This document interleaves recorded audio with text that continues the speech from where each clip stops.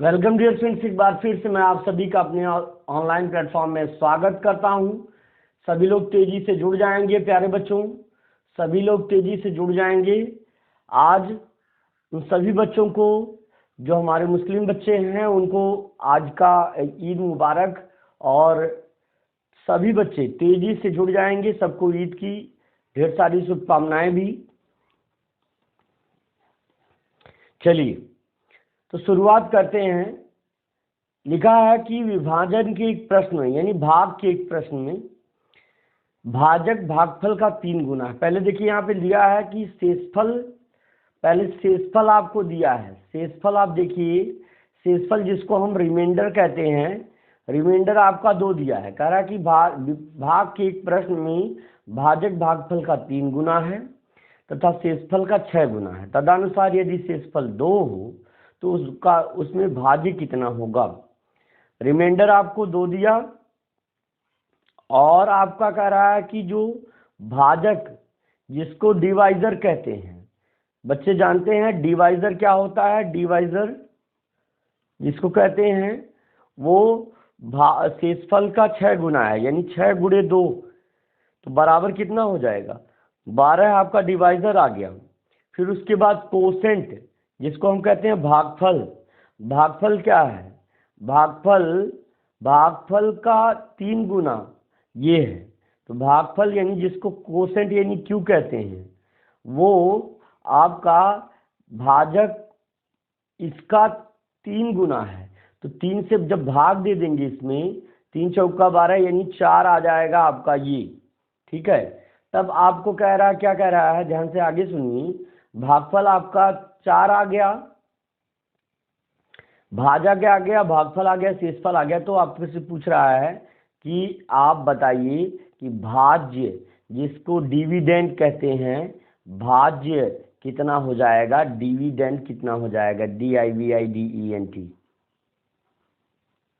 Dividend कितना हो जाएगा। एक चीज होता है इसमें, डिवाइजर इंटू कोसेंट प्लस आपका रिमाइंडर हो जाता है। यही फार्मूला आपका है, यहाँ पे अप्लाई होगा। ये देखिए आपका, यानी यहाँ पे हो जाएगा डिवाइजर यानी 12 गुणे कोसेंट आपका कितना हो जा रहा है 4, और प्लस रिमाइंडर आपका हो जाएगा 12 चौका 48, 48 प्लस 2 यानी 50 आपका आंसर हो जाएगा, जो कि विकल्प संख्या 1 आपका हो जाएगा। और इसी के साथ हम अगले प्रश्न पर बढ़ चलते हैं। प्रश्न संख्या 55 आपके सामने है। लिखा है कि 0.22 को किस संख्या से गुणा करें कि गुणनफल। कह रहा है कि 0. पहले इसका हम हल देख लेते हैं, सॉल्यूशन इसका देख लेते हैं। 0.2022 का किस संख्या से गुणा करें कि गुणा करने के जो बाद आए वो 66 हो जाए। तो माना मैंने x से गुणा करें, x से गुणा करने के बाद 66 आ गया। अब इधर गुणा तो इधर भाग हो जाएगा, तो 66 भागे 0.022, तो वहाँ ऊपर 1000 से गुणा करेंगे, नीचे 1000 से गुणा करेंगे। क्यों करेंगे उसके कारण समझिए। 3 अंक पे दशमलव हटाने के लिए ऊपर नीचे 1000 से गुणा करेंगे, नीचे गुणा करेंगे तो दशमलव हट जाएगा, ऊपर आ जाएगा आपका 66 गुणे 1000। अभी पूरी तरह से गुणा नहीं करेंगे इसमें, और इसमें गुणा करके दशमलव हटा लेंगे, 22 आ गया। 22 एक कम 22, 22 का 3 बार गुणा करेंगे 66 बराबर आपका 3000 आ गया। और यही हमारा आंसर हो जाएगा 3000, यही हमारा आंसर हो जाएगा। ऑप्शन नंबर ए आपका सही हो जाएगा। चलिए अगला प्रश्न देख लीजिए। लिखा है 56वां प्रश्न, इसका हल देख लीजिए प्यारे बच्चों। इसका हल देख लीजिए।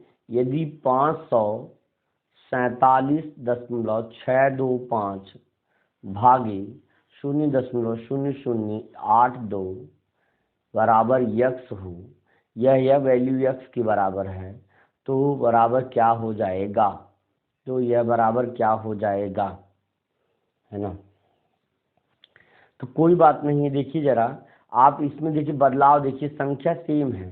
तो पूछ रहा है कि 54, 7, 6, दो पाँच एकदम सेम संख्या है, 5 4 7 6 2 5, 5 4 7 6 2 5 और बटे के 82 कितने के बराबर हुई। अब देखिए यहाँ दशमलव कितने अंक हटा, 1 अंक 2 अंक 3 अंक 4 अंक, 1 अंक 2 अंक 3 अंक 4 अंक दशमलव हटा, तो यानी यहाँ 10,000 से ऊपर नीचे गुणा हुआ, 10,000 से ऊपर नीचे गुणा हो जाएगा, है ना, 10,000 से ऊपर नीचे गुणा हो जाएगा।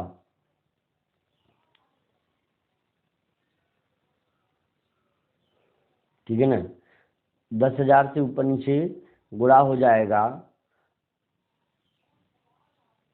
है ना। तो यहाँ ऊपर 10,000 से गुणा हुआ, तो यहाँ सिर्फ 1,000 से गुणा करने के बाद 3 अंक का दशमलव, यहाँ 10,000 से गुणा करने के बाद 4 अंक का दशमलव हुआ, तो जो 10 यहाँ पर बचेगा, यहाँ 10 बचा वो चला गया सीधे यक्स की तरफ, यक्स बटे 10 बराबर आपका आ जाएगा ये 5 4 6, है ना, 2 तो यानी यक्स बटे 10 आपका मान सही हो जाएगा, यक्स बटे 10 जो कि डी ऑप्शन में है वो आपका मान सही हो जाएगा, डी ऑप्शन आपका सही हो जाएगा। ठीक है ना। इसके बाद अगला प्रश्न देख लीजिए, लिखा है, हल देखिए, हल देख लीजिए कि किसी काम का 7/5, किसी काम का 7/5 भाग एक को करने में 15 दिनों का समय लगता है, उसके पश्चात बी की सहायता से वह शेष काम को 4 दिनों में पूरा कर पाता है। यदि उस काम को ए और बी मिलकर के निम्न समय में पूरा करें तो उसी काम को कितने दिन में पूरा कर पाएंगे ए और बी मिलकर के। कार्य है, एक कार्य है और एक उसी कार्य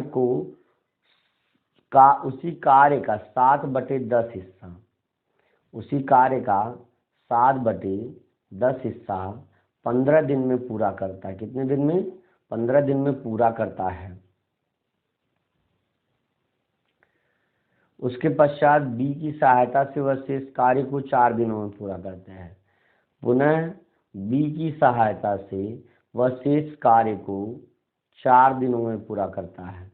मतलब 7/5 कार्य का 7/10 वो उतने दिन में पूरा करता है, तो 3/10 हिस्सा जो है वो उसी कार्य का 4 दिन और लगा करके पूरा कर लेता है।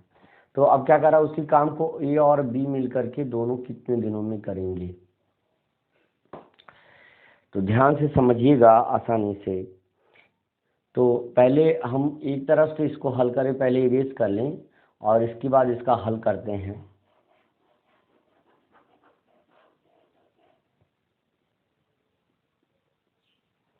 लिखेंगे ए द्वारा 15 दिनों में किया गया कार्य बराबर, ए द्वारा 15 दिनों में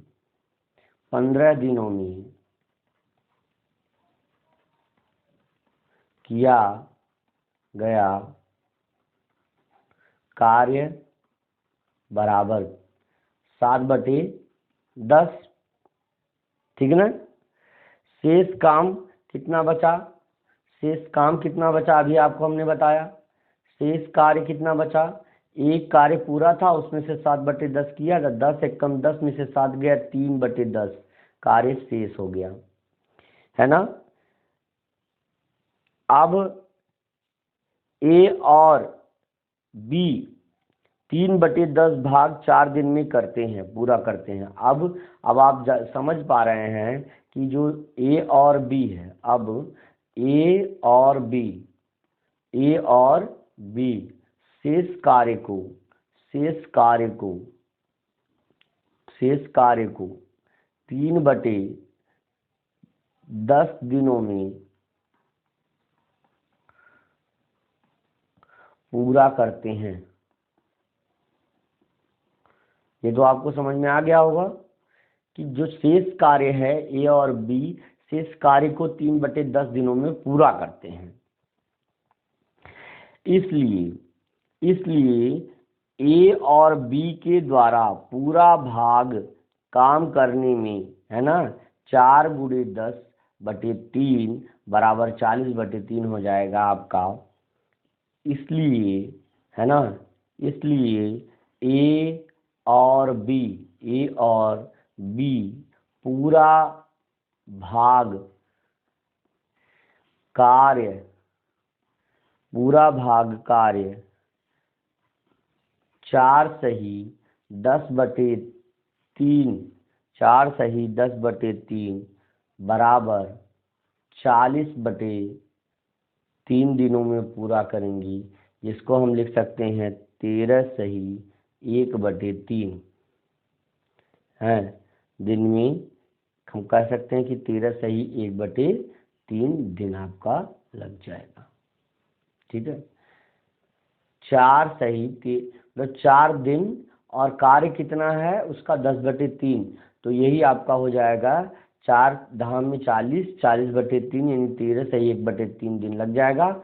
ऑप्शन नंबर सी आपका सही हो जाएगा। चलिए अगला प्रश्न देख लेते हैं।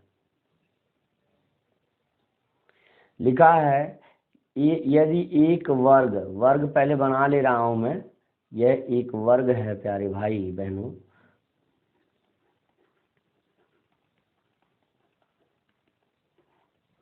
हल देखिए, एक वर्ग यदि ए बी सी और डी में एसी विकर्ण की लंबाई, जो एसी है उस विकर्ण की लंबाई 5.2 है, 5.2 सेंटीमीटर है, तो इसका क्षेत्रफल क्या होगा। वर्ग की प्रत्येक भुजाएं बराबर होती हैं, इस चीज को आपको जानना होगा। तो याद रखिए, विकर्ण का यानी कर्ण, जो कर्ण का वर्ग होता है, विकर्ण का वर्ग होता है, वह बराबर, ये आधार होता है, ये लंब होता है, आधार का वर्ग धन लंब का वर्ग, है ना, बराबर हो जाएगा 2x² बराबर कर्ण का वर्ग कितना है 5.2 का वर्ग, है ना, 5.2 का वर्ग हो जाएगा। तो बराबर आपका हो जाएगा 5.2 का वर्ग हो जाएगा। तो अब यही बराबर आप देखिए, ये आपका भुजा भी निकल जाएगी और क्षेत्रफल भी निकल जाएगा। अभी देखिए कैसे निकलेगा, पहले भुजा निकालिए, 2 से यहाँ गुणा भाग करिए, सीधे x² बराबर हो जाएगा 5.2 गुणे 5.2, वर्ग करने पर ऐसे गुणा कर सकते हैं, भागे 2x² है ना, तो 2 से भाग कर दीजिए, 2 से काटेंगे तो 2 दूनी 4, 2 1 कम 2, 21 आ जाएगा, और जो है यहाँ पे इतना आ गया।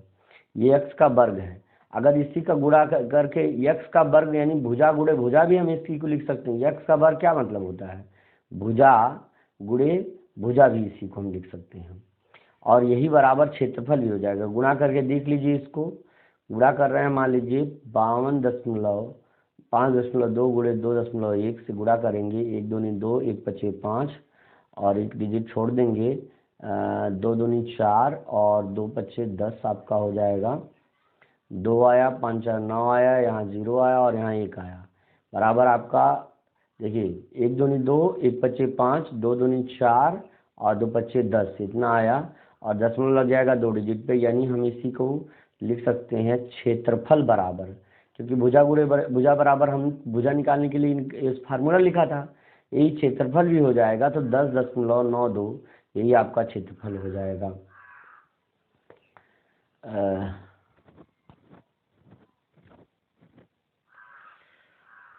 लंबाई, लंब का वर्ग धन आधार का वर्ग, x² 2x² 5.2,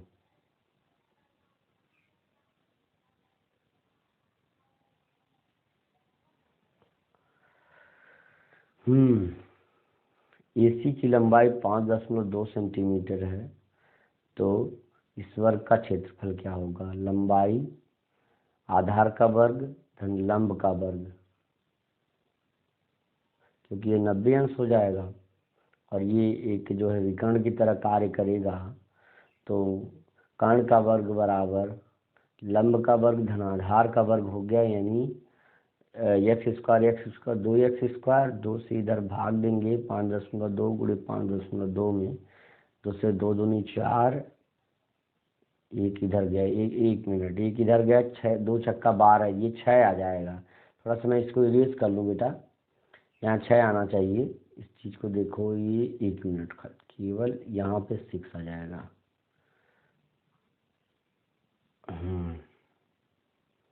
इसे भी थोड़ा इरेज कर लो क्षेत्रफल की जगह पे। देखो एक चीज है, एक डिजिट जहाँ 1 था वहाँ 6 होना चाहिए, उतने अंतर से प्रश्न में बदलाव हो जाता। 6 दूनी 12 के 2, 6 पच्चे 30, 1 31, ये हो गया। और एक डिजिट छोड़ देंगे, 2 दूनी 4 और 2 पच्चे 10, ये हो गया। 2 आया, 5 आया और ये 3 आया और ये का है 13.92, 13.52, यानी 13.52 ही आपका क्षेत्रफल हो जाएगा।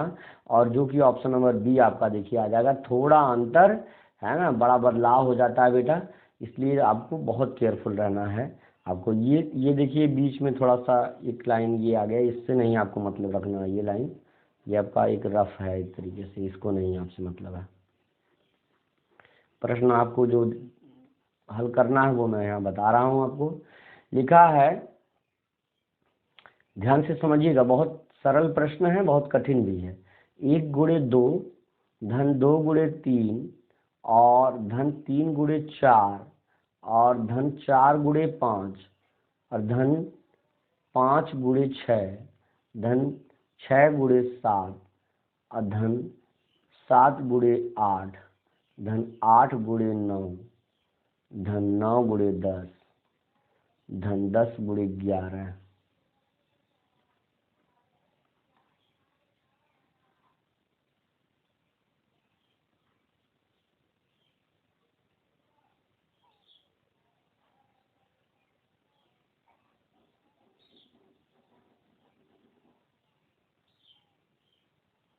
ऐसे तो ये प्रश्न हम लोग इस तरह से लिख लेते हैं। अब इसकी वैल्यू आप सीधे लिखते चले जाएंगे तो आपको इसका मान पता चल जाएगा। जैसे देखिए 1 गुणे 2 है तो पहले लिखिए 2, 2 तिहाई 6, 6 और इसके बाद 3 चौका 12, 12 लिख लीजिए।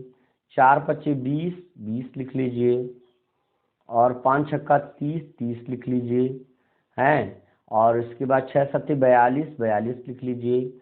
फिर उसके बाद 7 8 सत्ते 56, 56 लिख लीजिए, है ना।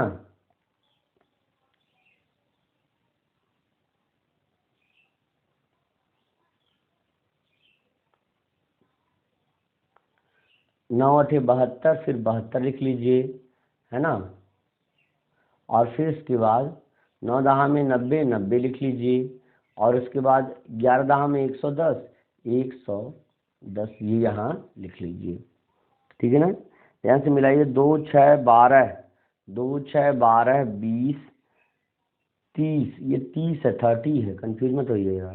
फिर उसके बाद 42 56 72 90 और 110 आपका ये है। और जब हम इसको जोड़ देंगे तो प्यारे बच्चों क्या आ जाएगा, 440 आ जाएगा। 440, 440। अब जोड़ने का तरीका देखिए, जीरो जितना है, 0 0 0, यहाँ 0, पहले 0 देखिए, पहले इकाई के अंक पे देखिए 0 है यहाँ पे।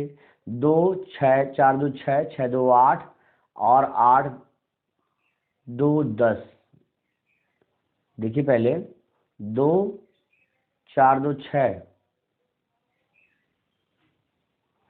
4 2 6 2 8, 8 2 10, 10 हो गया। 10 हो गया, 10 10 10 10 के बाद 12 6 18 और 2 20 को शून्य लिख देंगे, कैरी आउट हुआ तुम्हारा 2। और यहाँ पे फिर दहाई का अंक जोड़ लेंगे, 1 9 1 10, 10 7 17, 17 5 22, 22 4 26, 26 3 29, 29 2, 31, 31 1 32, 32 2 34, 4 कैरी आउट फिर हुआ 3, फिर 3 कैरी आउट हो जाएगा। फिर इसके बाद सैकड़े का अंक देख लेंगे, देखिए 1 और 3 1 4, 440 आपका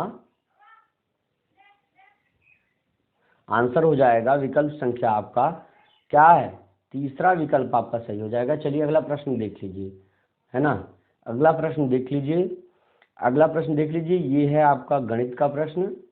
इसे हल करवाने के बाद, इसे हल करवाने के बाद संख्या 9875 के निकटतम सैकड़े, सैकड़ा देखिए इकाई दहाई सैकड़ा यहाँ पर है, सैकड़े वाले अंक को राउंड ऑफ करना है, निकटतम सैकड़े।